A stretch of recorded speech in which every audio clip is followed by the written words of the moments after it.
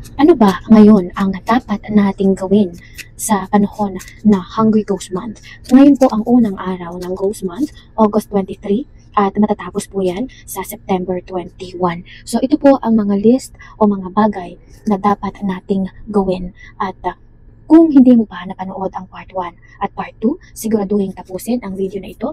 Make sure to follow and subscribe dahil ito po ay ang part 3. Ito ang mga dapat nating gawin ngayong panahon ng Ghost Month.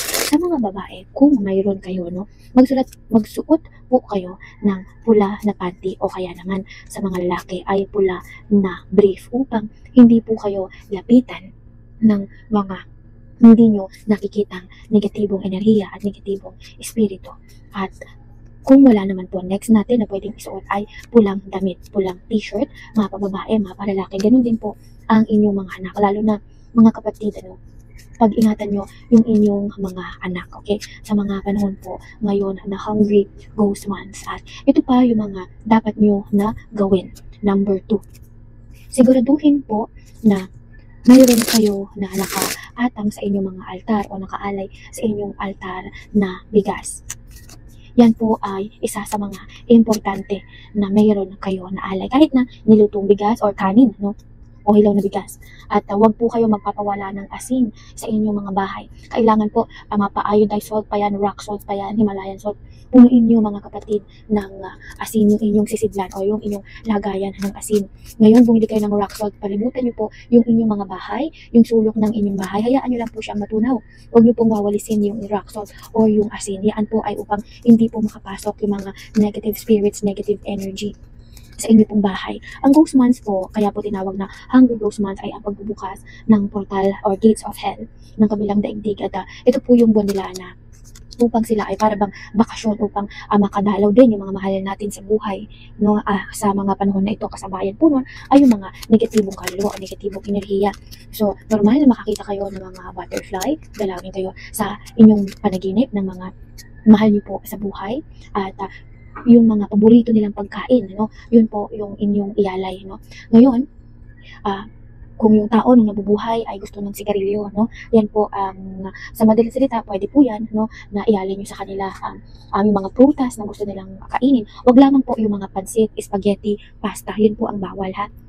At yung mga iba pang dapat na gawin ay bumili po kayo o gumawa po kayo ng mga pangontra. So example po nitong mga evil eye amulet, pangontra po yan, Ito yung mga dapat na meron kayo. Ito yung mga dapat nyo na bilhin.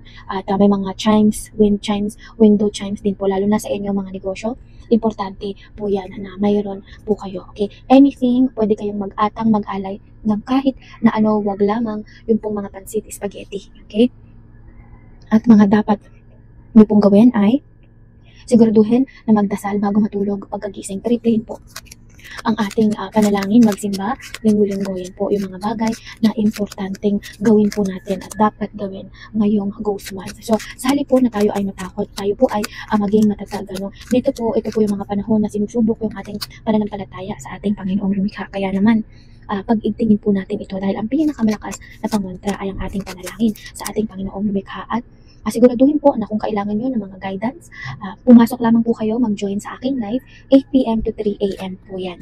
Mondays to Sundays po yan. At tandaan, hindi po nagpapabayad si Queen Empress. All guidance and ratings are free. Okay? At kung gusto nyo pong mapanood ang part 1, part 2, ito po yung part 3, at meron po tayong part 4 and part 5, i-click lamang ang subscribe button, nandyan po sa baba. At kung gusto niyo rin po ng evil eye amulet na ito, i-click lang po dyan sa yellow basket. Hanggang sa muli mga kapatid, at i-comment ang word na I revoke negative energy this month. Kung ikaw ay nabiktima na ng Ghost Month ng mga nakaraang taon, comment number 1.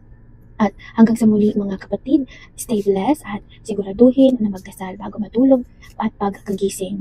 At i-share ang video na ito sa iyong mga mahal sa buhay na tingin mo na makakatulong din sa kanila. Stay blessed!